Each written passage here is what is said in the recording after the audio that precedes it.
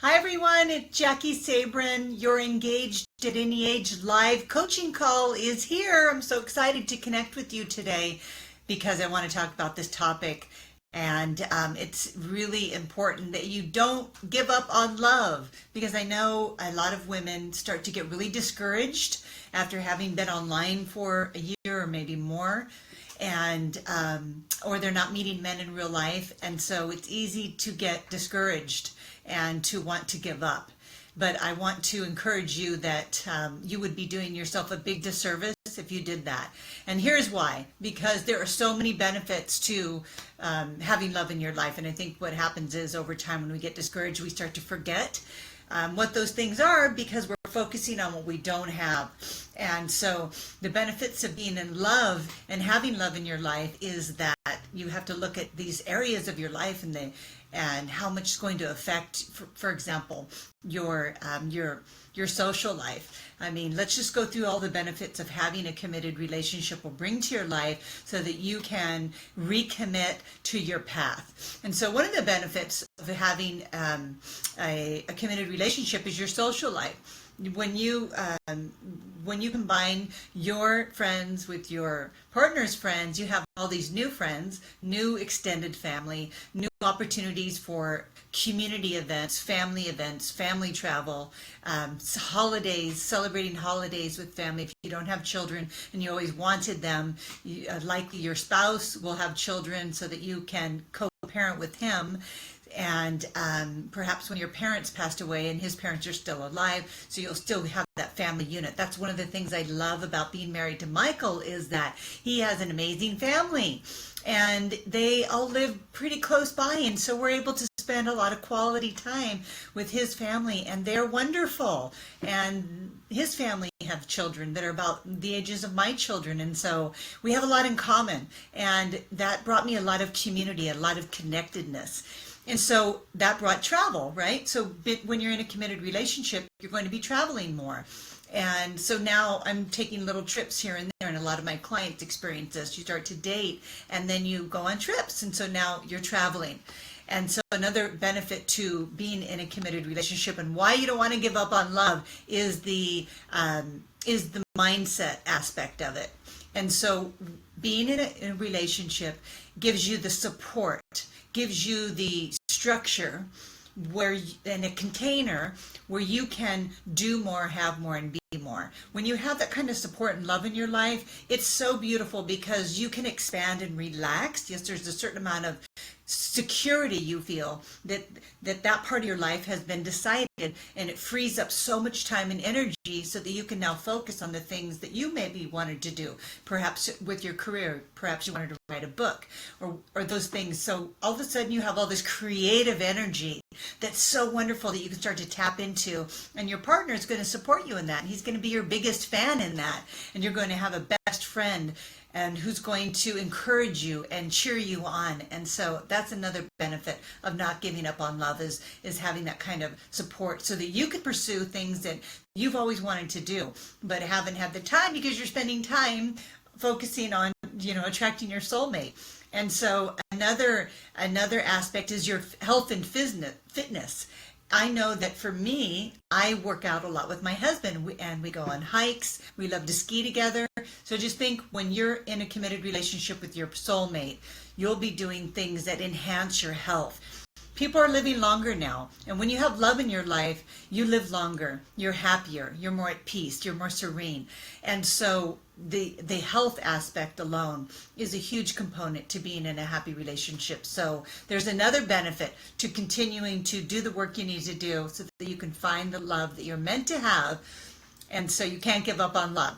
And so another aspect and another benefit of not giving up, and that you will see when you are in the relationship, is your business and your vocation is going to grow exponentially. It's kind of like your mindset, because you have, again, the support, you have the encouragement, and you have that love and respect. And also your partner is going to be somebody who is a mentor for you. And my husband is such an amazing mentor for me. He's a wonderful businessman, and I can run things by him, and he's he brings perspective that I didn't have. So I run my own business and I'm successful at doing that, but he brings me perspective that I didn't have before. And I really value that. And so that was something that I actually didn't realize and recognize until I got married. So I really want to stress how successful I am because I have that love and support from him.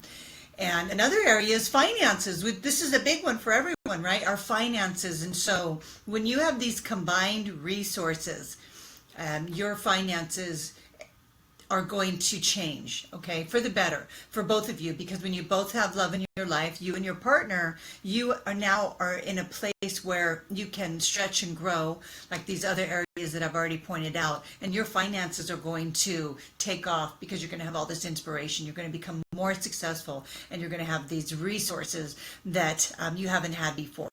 And so these are all so many wonderful reasons to never give up on love, because face it, you don't want to be that person that becomes bitter or disgruntled, because the people that are in your life right now are not going to want to see you unhappy, and they also are not going to want to be around you. So when you give up on love, you're really closing your heart down, and when you close your heart down, you close yourself off to so many more of the wonderful blessings that living with an open heart can bring you.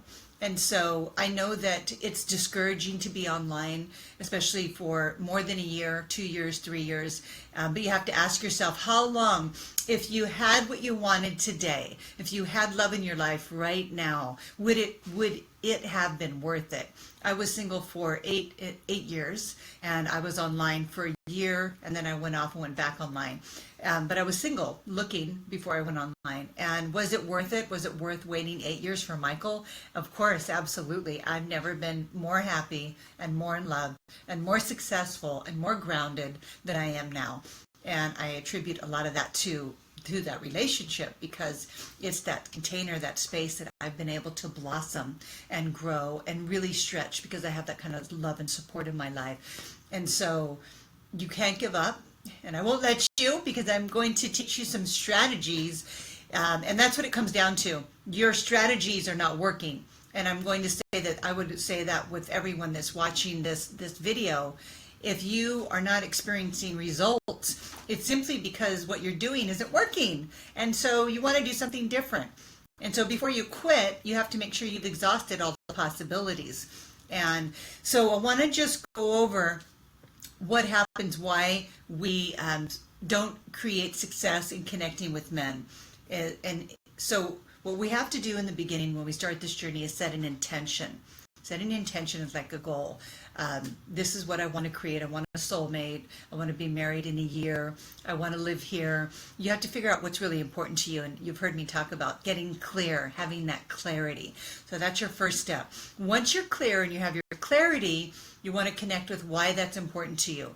Because the why that's important to you is a really important piece of that intention, because it's going to keep you connected and committed to the path if it takes longer than you think it should. You really need to be connected to why do you want to be married? Ask yourself that. Why do you want to be in a committed relationship? Why is it important to you to have love in your life? And so I just went over all the benefits of having love in your life, but you need to personally really connect to the benefit that it's going to bring you. I mean, and that's why we do anything, because we feel it's going to make us happy. It's going to do something for us that we feel is going to be good for us. So you really need to connect with your why you wanted to be married. So why did I want to be married? Well, I didn't want to do life alone. I wanted to share my life experiences with someone. I wanted someone to witness me and know me, because I go home at night and I would sit there and nobody really knew me. I wanted to have experienced intimacy on a level that I'd never experienced it before, and I was willing to open myself up fully in order to have that experience. And I wanted my children to have a mentor. I wanted to have someone to play with, to work out with, to laugh with. I especially laugh. So I knew why I wanted it. And so you have to get clear on your why. So then once you are clear on what you want, why you want it, that's your intention, you state that intention, and then all your focus now really needs to be on the action steps. What happens is a lot of times we set the intention, we do a little action towards getting what we want, but then we turn back to the intention and we start, it's almost like you plant a seed and then you want to dig it up and look at it to see if it's growing. But what happens when you do that is you put so much focus on what you don't have yet that it creates more of what you don't want, because that's the law of attraction. What you focus on expands. It's like a magnet. So without knowing it and unintentionally, you're sabotaging yourself because you're constantly noticing what you don't have. So your attention needs to stay focused on your action steps. That's what the attention needs to be on. So not your intention. You've already planted the seed. Don't go digging it up and looking at it. It's growing. It's only growing though if you focus your attention over here on your action steps. So let's look at the action steps. What is it that you're doing besides thinking about what you don't want? So you have to manage your thoughts. And managing your thoughts means to become self-aware of when your mind is starting to go into thoughts around, not going to happen for me, I've been online too long, all of my friends are single, and you start doubting yourself. And when you do that, you're creating, again, that magnet, which is going to draw more experiences that you don't want in order to get your attention, so that you wake up and refocus on your action steps. So you have to train yourself to have discipline. And the thing with discipline is that it needs to become automatic. So if you continue to focus on the things, the action steps, when something happens, your inner discipline always reverts back to the behaviors that you've established, the good behaviors, the behaviors that bring you what you want. If you don't cultivate and develop an inner discipline, when you get triggered or something happens, you'll revert back to your old ways. Okay, your old behaviors, which will undermine your progress and put you back to where you were. So it's very important for you to develop a discipline around, and structure and accountability around what it is that you're wanting to create. And that includes keeping an open mind about changing your strategy when it's not working. So I think that sometimes we're afraid to try something different because we've already tried a bunch of strategies and we've heard it from a lot of different coaches and it's still not working. But you have to stay green and growing. Otherwise, you're ripe and rotting. So you have to bring a beginner's mind to every single day. I have to bring a beginner's mind to every single day. I have to stay open to possibility, because rigid thinking lacks flexibility. If I think I already know that, then I cut myself off from any new information. I can't let any new information in because I already know that, right? So, but if I wake up and every day is an opportunity to learn something new, then I'm open to any possibility that comes my way. There's a big difference. So you always want to be a student of life, learning. And so I want to look at our values also. When you're not valuing yourself, then, so for example, compliments. Somebody gives you a compliment. Do you say thank you and quickly compliment them back, or do you just say thank you and you own that? You're like, thank you. That felt really good. And that's it. Or do you change the subject and kind of run over that compliment and you don't really accept that compliment? If you find that how you value yourself, because that would indicate that you're not valuing yourself. And when you don't value yourself, you're really sabotaging your efforts in love, because there's a part of you that doesn't really believe that you deserve love or that you're lovable. So a little test is to see how you do compliments. And so really working on that piece. And then you have to get yourself into a higher vibration too. And so doing things that you're passionate about, that you love, is going to help with getting into a higher vibration. And one of the things that I love to do, I work full time, but my office is right by the gym. And so I'll take off in the middle of the day and go down and do a dance class or a yoga class or some kind of class, because there's other people, there's music, and it will help with my mindset. Again, it'll help me get out of my head, get into my body, get into the present moment where all of my power is, and help me redirect my thinking. So when I come back into work, I'm more focused and present on the tasks at hand. So definitely following some passions, making sure you make time for that. And so another thing that I want to share is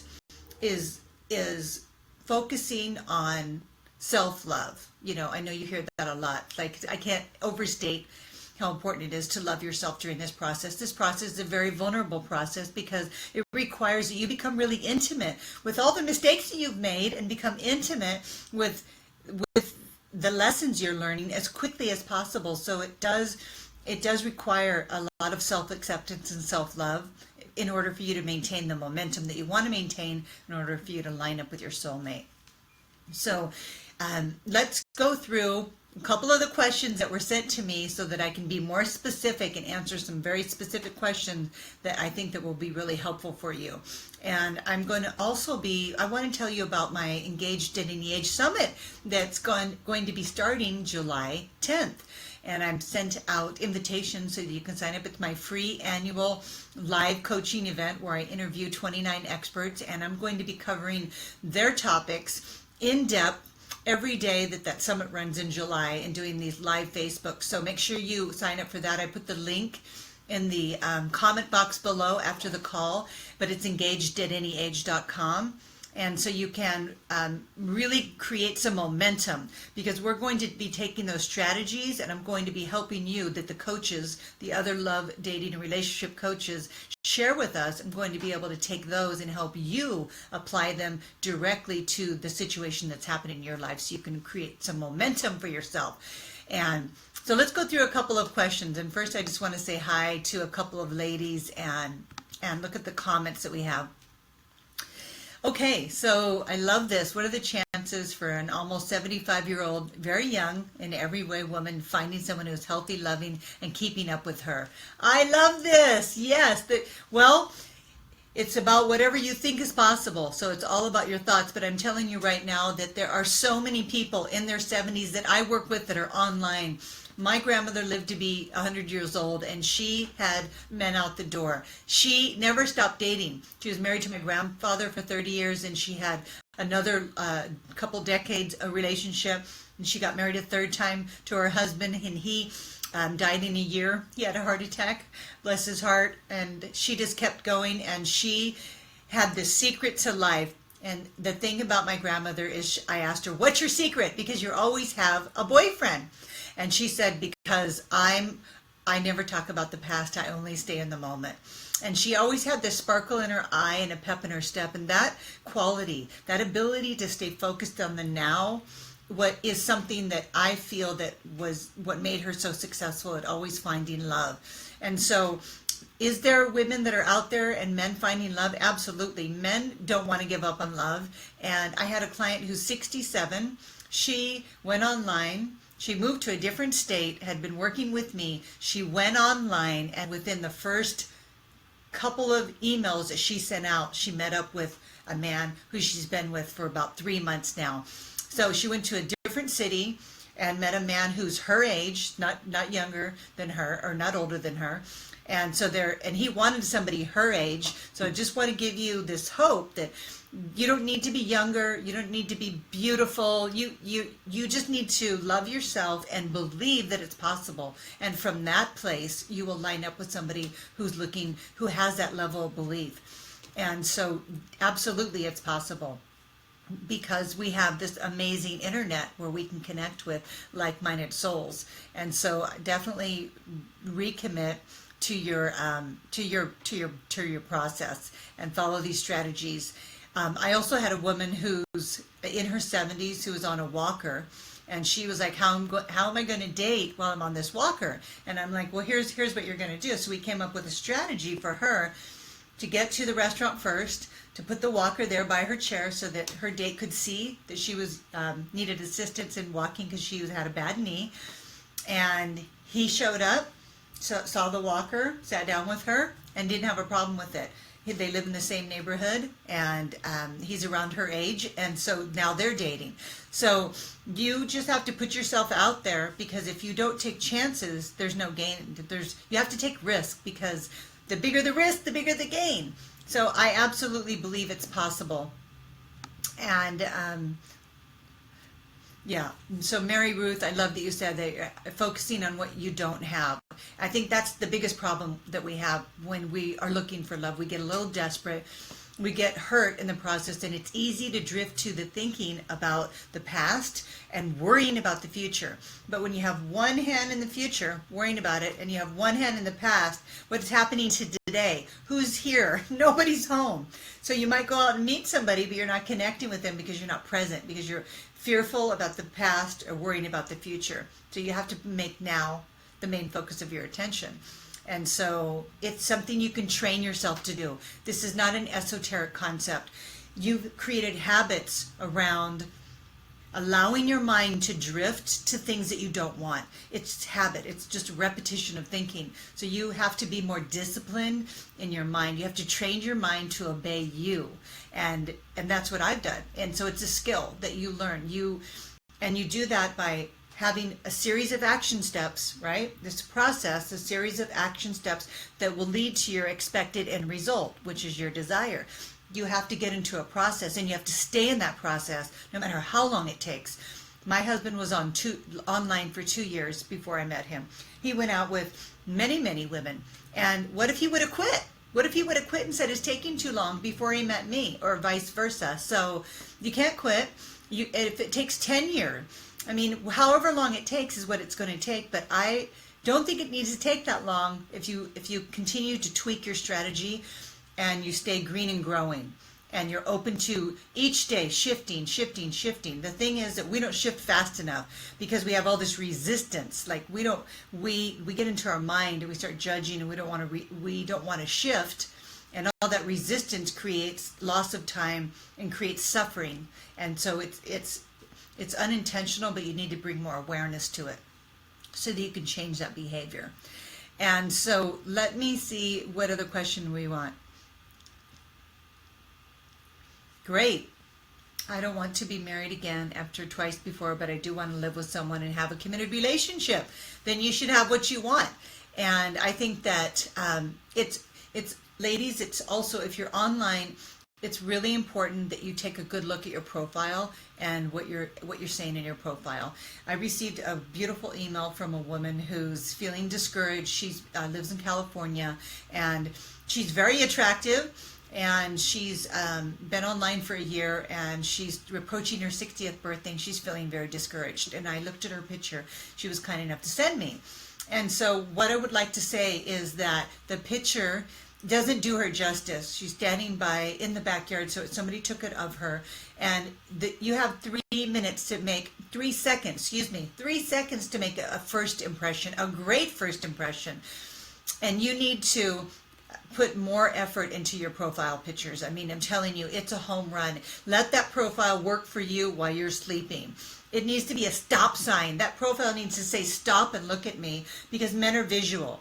So I would look at it as you're competing with other beautiful women, but you're wanting to use your profile like it's a marketing campaign. And so you want to have a beautiful photo, and you want to be wearing something red.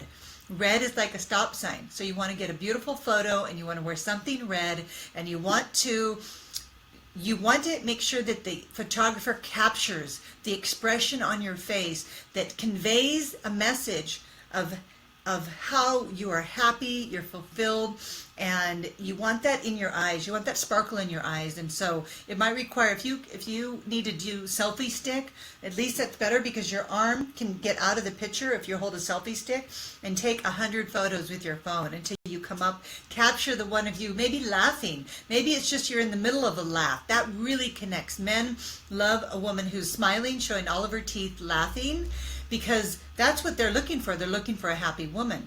So don't try to be so posy in your pictures. You can take a candid shot that has you just cracking up, and that will get their attention more than it will when you're being a little more sedate and you're being more appropriate. So let's back up to looking at your profiles and your pictures and what your profile is saying. Men want to hear that you're interested in them. So that I think a good opening line for a profile is something like, my life is pretty good, and the only thing would make it better is that it is a wonderful man like you. Get ready to meet your biggest fan. You'll be my hero. Something like that. Something that he's like, I already like this woman, I'm going to be her biggest fan.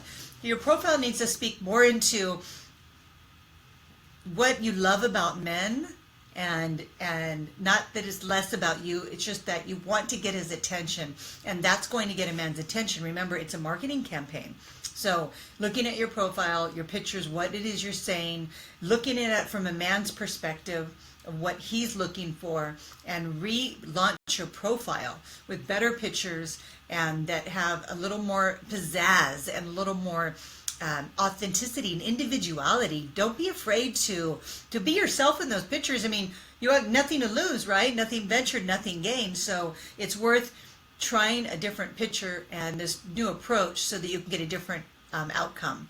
So let me see if I have another question. Let's see. I'm just reading them. I don't want to read them out loud to you, but I will once I decide on one.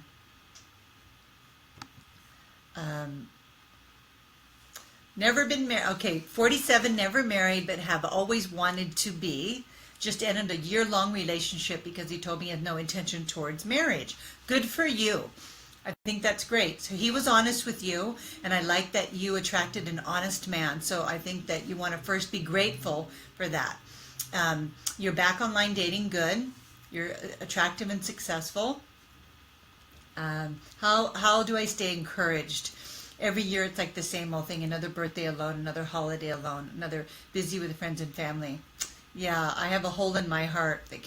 Okay, and so she's saying that she, every year, and I know a lot of you that are single experience this, and I remember certainly feeling this, that every year a birthday goes by, you feel like you have there's something missing, right? And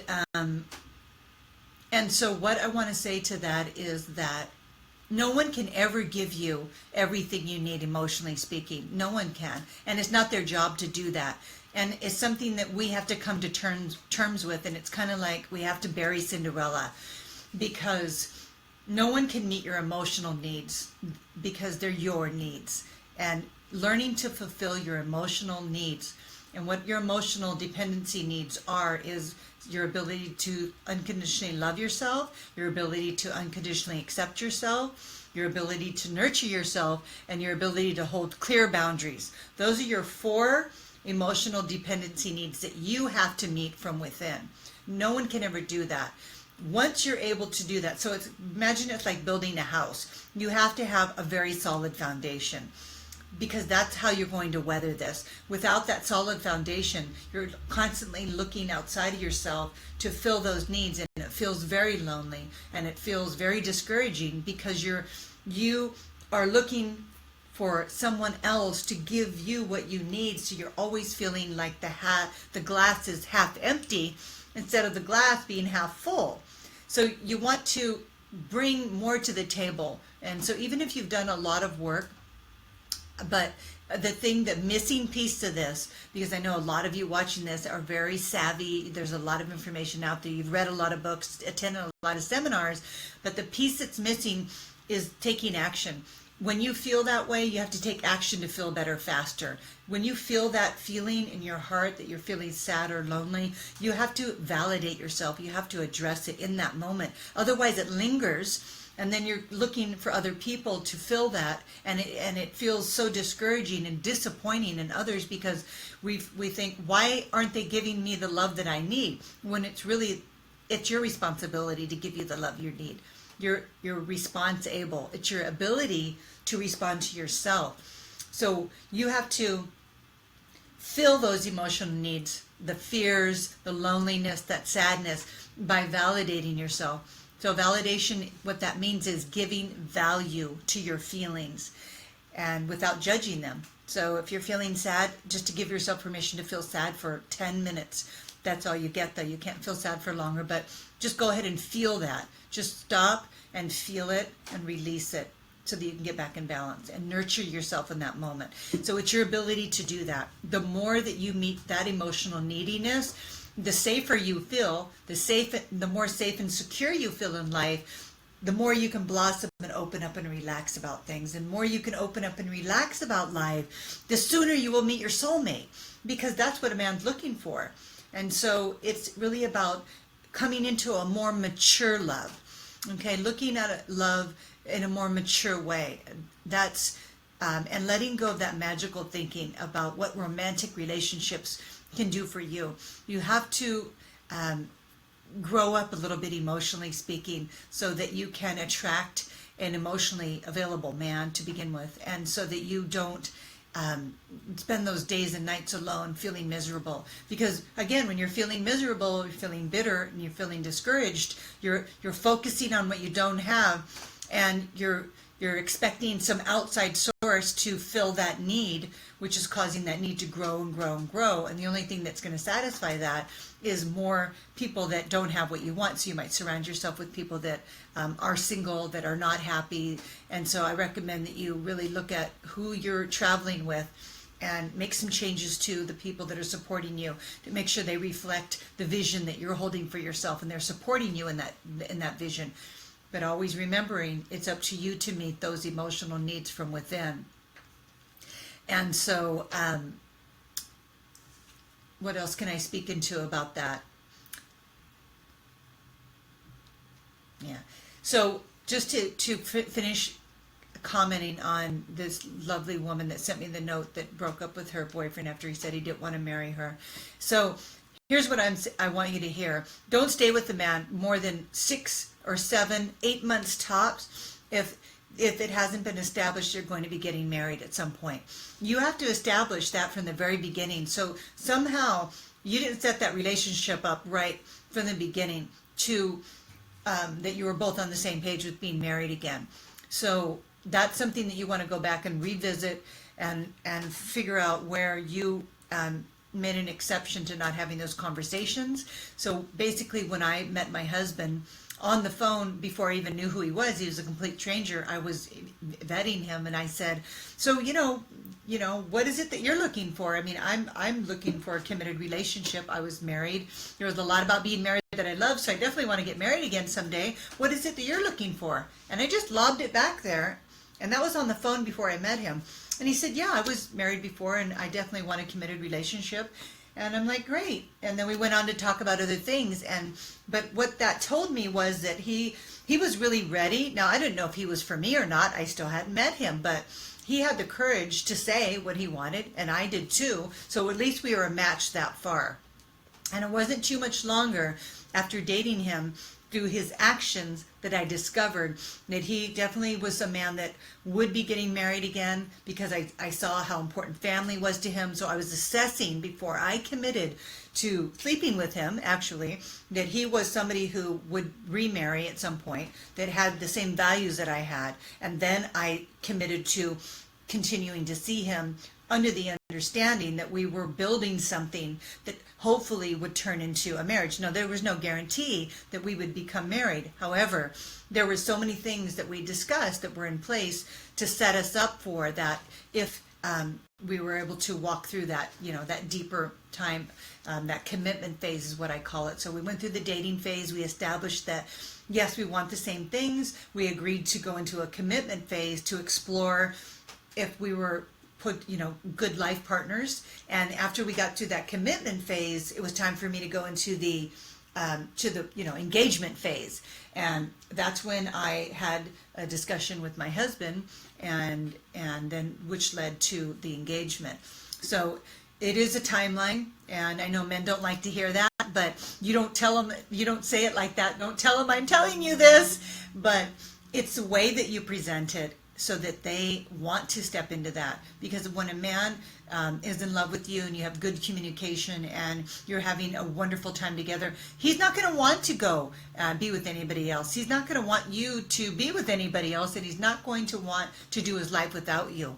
So you have to set a relationship up from the very beginning and have the courage to let your true intentions be known, so that you make sure that you're on the same page.